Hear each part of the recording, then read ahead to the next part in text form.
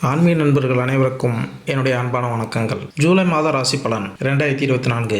மிதுன ராசி. மிதுன ராசிக்காரர்களுக்கு ராகு பகவான் இந்த மாதம் முழுவதும் 10வது வீட்டில் அமர்ந்திருப்பார். பின்னர் உங்கள் வேலையில் நீங்கள் மிகவும் கவனமாக இருக்க வேண்டும். ஆனால் உங்கள் செயலை விட உங்கள் எதிர்வினை அதிகமாக இருக்கும். நீங்கள் அதிக அவசரம் காட்டாமல் மற்றும் இந்த அவசரம் தவறுகளுக்கு வழிவகுக்கும்.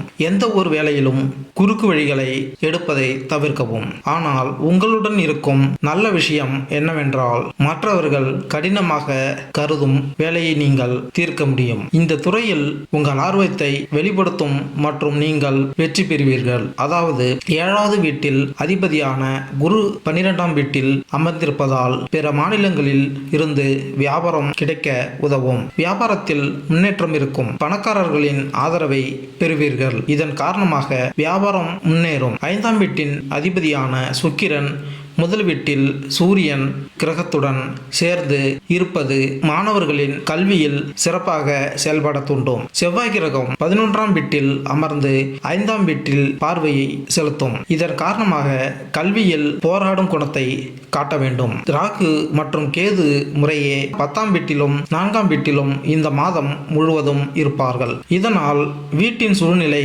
குழப்பமாக இருக்கும். வீட்டில் உள்ளவர்கள் மொபைல் போனில் பேசுவதிலோ வெளியிடங்களில் பேசுவதிலோ பிஸியாக இருப்பார்கள். குடும்ப உறுப்பினர்களுக்கு நேரம் குறைவாக இருப்பதால் வீட்டில் ஒற்றுமை குறையும். உங்கள் பிறந்த ஜாதகத்தில் 5ஆம் வீட்டில் செவ்வாய் கிரகத்தின் அம்சம் சில சிறிய சண்டைகள் ஏற்படலாம். ஆனால் சுக்கிரன் கிரகத்தின் ஆசீர்வாதத்தால் உங்கள் உறவு தொடரும்.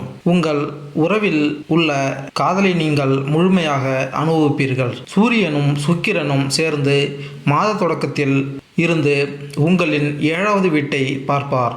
ஒருபுறம் உங்கள் திருமண உறவில் அன்பு அதிகரிக்கும். மறுபுறம் பரஸ்பர ஈகோவின் மோதல்களும் நிகழலாம். எனவே நீங்கள் நேர்மறை மற்றும் தயார் நிலையை காட்ட வேண்டும் மற்றும் உங்கள் உறவை கையாள வேண்டும். செவ்வாய் பகவான் 11வது வீட்டில் இருப்பதால் உங்கள் வருமானத்தை அதிகரிக்க இது உங்களுக்கு முழுமையாக உதவும்.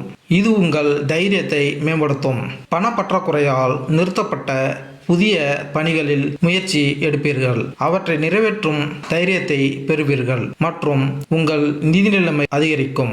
உங்கள் ராசிக்கு அதிபதியான புதன் மாத தொடக்கத்தில் 2ஆம் வீட்டில் பயிற்சிப்பதால் உடல் ஆரோக்கியம் மேம்படும்.